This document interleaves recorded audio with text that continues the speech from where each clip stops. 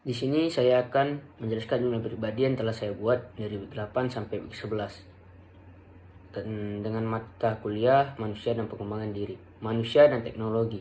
Hubungan kehidupan manusia dan teknologi sangatlah erat, di mana kita mengetahui bahwa teknologi itu diciptakan oleh manusia. Hubungan saling menguntungkan antara manusia dan teknologi telah mengalami perkembangan dari setiap zamannya. Hubungan manusia dan teknologi ini bisa kita jumpai di setiap aktivitas yang dilakukan oleh manusia. Oleh karena itu, manusia tidak akan pernah terlepas dari adanya teknologi. Sehingga teknologi saat ini merupakan bagian dari kebutuhan pokok yang wajib dinikmati manfaatnya oleh manusia. Perkembangan teknologi baru merupakan simbol dari titik majunya peradaban manusia. Dan inilah yang menjadi faktor agar manusia dituntut untuk belajar dan memanfaatkan teknologi itu sendiri. Teknologi saat ini banyak fungsinya untuk semua manusia, baik dalam usia anak-anak, remaja, dewasa, dan orang tua. Semua manusia di dunia ini sangat membutuhkan teknologi, terutama digunakan untuk melakukan komunikasi antara jarak jauh dengan lebih mudah, seolah-olah jarak antara manusia satu dengan yang lain di belahan dunia sangatlah dekat. Karena dengan adanya teknologi zaman sekarang yang sudah canggih, teknologi dan manusia tidak akan pernah bisa dipisahkan selamanya. Manusia akan tetap membutuhkan teknologi, karena teknologi telah memberikan manfaat yang besar bagi kehidupan manusia. Teknologi pada intinya itu adalah alat-alat yang diciptakan manusia untuk suatu pekerjaan manusia lebih mudah, cepat, dan efisien. Sehingga kehidupan manusia menjadi lebih produktif dan efisien. Yang kedua adalah life skill in time of adversity. Life skill atau kecakapan hidup adalah berbagai keterampilan atau kemampuan untuk dapat beradaptasi dan berperilaku positif yang memungkinkan seseorang mampu menghadapi berbagai tuntutan dan tantangan dalam hidupnya sehari-hari secara efektif. Secara umum, bahwa tujuan utama pendidikan kecakapan hidup adalah menyiapkan peserta didiknya agar mampu bersaing dan sanggup dan terampil menjaga kelangsungan hidup dalam perkembangan yang akan datang. Keterampilan yang saya punya yaitu saya itu bisa bermain sepak bola. Dari bermain sepak bola itu saya mendapatkan juara. Apabila ingin mendapatkan juara, kita butuh adanya latihan. Dengan adanya latihan, kita bisa meningkatkan fisik yang kita punya dan juga kita mendapatkan ilmu yang belum kita ketahui.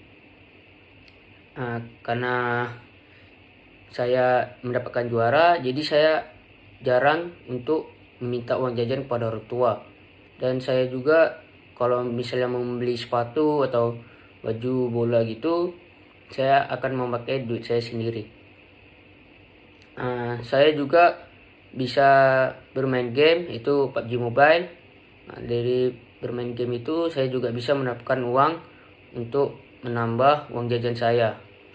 Jadi asallah kemampuan kita yang punya, jangan kita tergantung terus kepada orang tua. Yang ketiga yaitu adalah critical thinking atau berpikir kritis. Berpikir kritis adalah konsep untuk merespon sebuah pemikiran atau teorema yang kita terima. Respon tersebut melibatkan kemampuan untuk mengevaluasi secara sistematis. Orang yang berpikir kritis memiliki 3 keterampilan, yaitu yang pertama, rasa keingintahuan yang tinggi.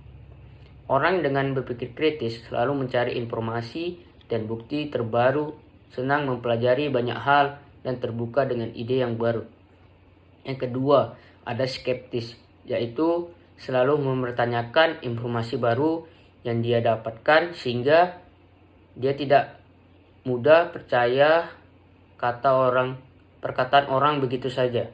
Yang ketiga, ada kerendahan hati. Orang dengan berpikiran kritis mereka akan berpikiran terbuka dan tidak gengsi. Mereka mau mengakui kesalahannya atau kekurangannya saat dihadapkan pada bukti yang meyakinkan bahwa ternyata ide dan pendapatnya itu salah. Berpikir kritis ini dapat menjadi alat untuk evaluasi diri yang bersifat konstruktif. Caranya dengan mengevaluasi mengenai keputusan dan tindakan yang telah diambil. Dengan demikian, orang yang berpikir kritis dapat berkembang. Tidak ada salahnya untuk kita memulai berpikir kritis dalam kehidupan sehari-hari. Meski tidak mudah untuk dilakukan, kita harus mencobanya secara perlahan agar mendapatkan manfaat atau bisa menikmati manfaat dari berpikir kritis tersebut. Dan yang terakhir atau yang keempat yaitu ada manajemen konflik. Konflik adalah proses dua orang atau lebih yang melakukan tindakan untuk menyingkirkan orang lain. Jadi, manajemen konflik adalah sebuah pendekatan yang dilakukan serta diarahkan untuk komunikasi dengan pelaku konflik, yang mana pelaku konflik dapat mempengaruhi kepentingan bersama suatu organisasi atau sebuah perusahaan. Di dalam manajemen konflik ada strategi dalam manajemen konflik itu. Yang pertama ada akomodatif atau accommodating. Accommodating merupakan usaha yang dilakukan dengan cara mengumpulkan berbagai pendapat pihak yang terlibat konflik. Nantinya akan digunakan untuk musyawarah untuk menyelesaikan konflik tersebut, namun tetap mementingkan kepentingan dari salah satu pihak. Hal ini dapat merugikan salah satu pihak yang berkonflik. Yang kedua ada menghindari atau avoiding. Avoiding adalah sebuah upaya untuk menghindari sebuah konflik agar tidak terlibat di dalamnya. Hal ini menjadi cara yang efektif agar lingkungan terhindar dari konflik. Yang ketiga ada kolaborasi atau collaborating. Collaborating merupakan cara menyelesaikan konflik dengan bekerja sama yang hasilnya memuaskan semua pihak. Semua pihak akan bekerjasama untuk menyelesaikan masalah dengan tetap memperhatikan kepentingan bersama. Yang keempat ada kompromi. Kompromi merupakan upaya untuk memperoleh kesepakatan di antara dua pihak yang saling berbeda pendapat atau pihak yang berselisih paham. Yang kelima ada kompetisi atau competing. Competing adalah cara yang digunakan untuk mengarahkan pihak yang terlibat konflik bersaing dan memenangkan kepentingan masing-masing pihak. Cara ini pastinya tidak akan memberikan solusi bagi kedua belah pihak, dan yang pasti ada kalah dan ada yang menang. Contoh dalam manajemen konflik ini saya ambil dalam sebuah pekerjaan. Setiap orang dalam pekerjaan itu pasti berbeda-beda gaya bekerjanya. Ada orang yang lebih suka bekerja di dalam sebuah kelompok, dan ada pula yang kerja suka sendirian atau individu dan melakukan pekerjaan yang terbaiknya. Ada orang yang tidak memerlukan arahan dalam melakukan pekerjaan, ada juga orang yang membutuhkan arahan di setiap langkahnya. Adanya perbedaan gaya tersebut kadang dapat membuat adanya konflik dan ada juga membuat individu terhambat keharmonisannya. Jadi sehingga akan ada dapatnya miskomunikasi antara individu yang satu dan individu lain. Dapat itu menghambat kerja perusahaan. Jadi penyelesaian dapat dilakukan yaitu diperlukan cara untuk memahami dan menghormati gaya kerja setiap anggota yang berbeda-beda untuk dapat bekerja dan membentuk tim kerja dengan sukses. Setiap anggota tim harus saling terbuka dan memahami serta berkompromi untuk mengolaborasikan gaya bekerja yang berbeda.